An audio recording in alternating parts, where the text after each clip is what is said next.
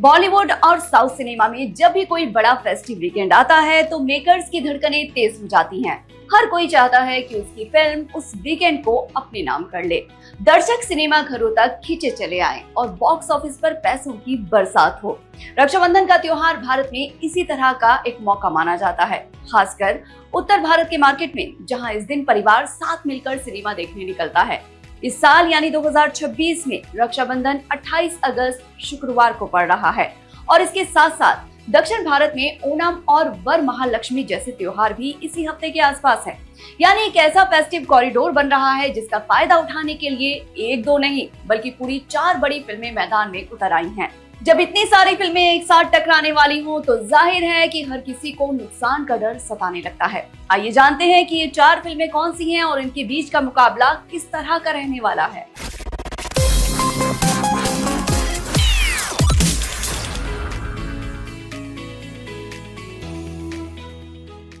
इस लिस्ट में सबसे पहला और सबसे बड़ा नाम है सुपरस्टार यश की टॉक्सिक।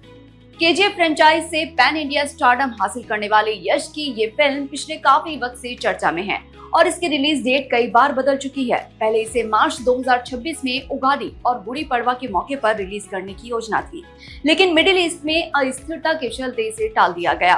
फिर इसे 4 जून 2026 की तारीख पर आना था, लेकिन वो भी नहीं हो पाया और अब आखिरकार मेकर्स ने ऐलान किया है कि ये फिल्म 26 अगस्त 2026 यानी बुधवार को दुनिया भर में रिलीज होगी, ताकि ओणम, वरमहालक्ष्मी और रक्षाबंधन जैसे लगातार आने वाले त्योहारों का पूरा फायदा उठाया जा सके।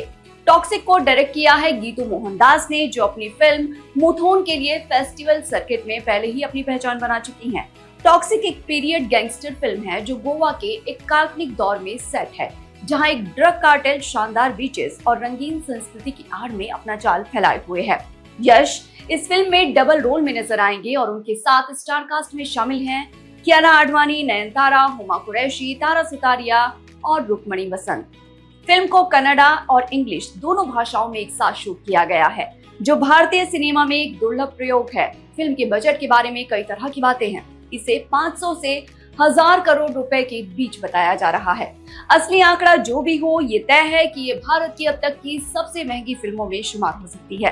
ट्रेड एक्सपर्ट्स का मानना है कि यश की पैन इंडिया पॉपुलैरिटी और केजीएफ जैसी फ्रेंचाइज की सफलता को देखते हुए शुरुआती बढ़त टॉक्सिक को ही मिल सकती है।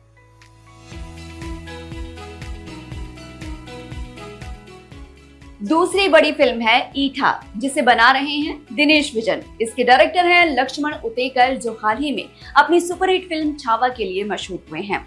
ईठा एक बायोग्राफिकल ड्रामा है जो महाराष्ट्र की मशहूर लावणी और तमाशा कलाकार विठाबाई नारायण गावकर की सच्ची कहानी पर बेस्ड है। फिल्म 1940 के दशक से लेकर 1990 के दशक तक फैली विठाबाई की जिंदगी को दिखाती है, जिसमें गरीबी से उठकर तमाशा की महारानी बनने तक का उनका तमाम सफर होगा। फिल्म का एक बेहद भावुक पल ये भी दिखाता है कि कैसे विठाबाई मंच पर परफॉर्म करते हुए ही लेबर पेन में चली गई, पर्दे के पीछे बच्चे को जन्म दिया और कुछ ही मिनट के बाद वापस स्टेज पर लौट आई। ये फिल्म एक कलाकार के समर्पण और समाज की कठोर उम्मीदों के बीच के टकराव को दिखाती है। ईठा में टाइटल रोल प्ले कर रही हैं श्रद्धा कपूर, जो इससे पहले दिनेश विजन के साथ स्त्री फ्रेंचाइज में काम कर चुकी हैं। उनके साथ रणदीप हुड्डा, मोहम्मद जीशान अयूब, सिद्धार्थ जाधव और नाना पाटेकर जैसे कलाकार भी अहम भूमिकाओं में हैं। फिल्म का संगीत अजय अतुल की जोड़ी ने तैयार किया है। मेकर्स ने ऐलान किया है कि ये फिल्म 28 अगस्त को रिलीज होगी, लेकिन ट्रेड में चर्चा है कि मेकर्स टॉक्सिक से सीधी टक्कर से बचना चाहते हैं, क्योंकि ईठा को खासकर महाराष्ट्र मार्केट में शानदार कमाई की उम्मीद है और टक्कर की सूरत में इस अहम मार्केट का बिजनेस बढ़ सकता है। यही वजह है कि मेकर्स अब ये तय करने में जुटे हुए हैं कि फिल्म को थोड़ा बहुत आगे बढ़ाया जाए या फिर पीछे खिसकाया जाए। हालांकि ऑफिशियल तौर पर ऐसा कोई भी ऐलान अभी तक नहीं हुआ है।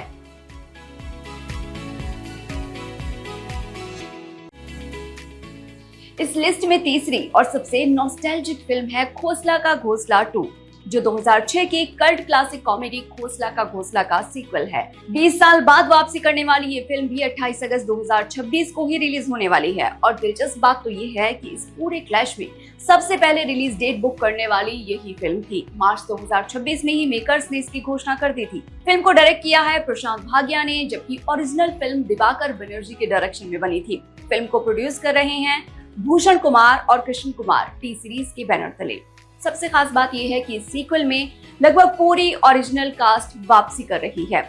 अनुपम खेर एक बार फिर कमल किशोर खोसला के रोल में नजर आएंगे, तो बोमन ईरानी अपने मशहूर किरदार किशन खुराना के रोल में लौटेंगे। इनके अलावा रणवीर शोरे, परवीन डबास, विनय पाठक, तारा शर्मा और किरण जुनेजा भी अपने पुराने किरदारों में वापसी कर रहे हैं।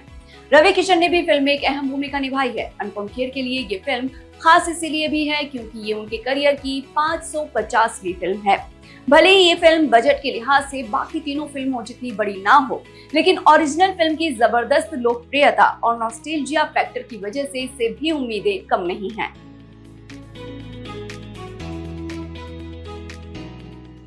भारतीय फिल्मों के इस घमासान में एक और नाम जुड़ जाता है जो आता है हॉलीवुड से, फॉल टू डेड पॉइंट। ये 2022 की surprise hit survival thriller fall का सीक्वल है, जिसने अपने वर्टिगो भरे माहौल और सांस थमा देने वाले क्लाइमैक्स से दुनिया भर के दर्शकों को हिला कर रख दिया था। पहली फिल्म एक रेडियो टावर पर फंसी दो सहेलियों की कहानी थी, लेकिन सीक्वल में मेकर्स कहानी को बिल्कुल नई दिशा में ले जा रहे हैं। इस बार सेटिंग बदलकर थाईलैंड के माउंट क्वान पहुंच जाती है, जहां एक बेहद खतरनाक प्लैंक वॉक कहानी का केंद्र बनता है। प्लैंक वॉक यानी हजारों फीट ऊंचाई पर एक संकरी लकड़ी की पट्टी पर चलने का साहसिक कारनामा। फिल्म की कहानी जैक्स हंटर नाम की एक लड़की के इर्द गिर्द घूमती है, जो अपनी बहन शीलो की मौत के सदमे से अब तक उबर नहीं पाई है। शीलो को श्रद्धांजलि देने के मकसद से जैक्स अपनी बेबाक दोस्त लूस के साथ माउंट क्वान की खतरनाक प्लैंक वॉक पर निकल पड़ती है, लेकिन सफर के दौरान अचानक एक रॉक स्लाइड होता है और दोनों सहेलियां जमीन से करीब 3000 फीट ऊपर एक तंग सी लकड़ी की पट्टी पर फंस जाती हैं।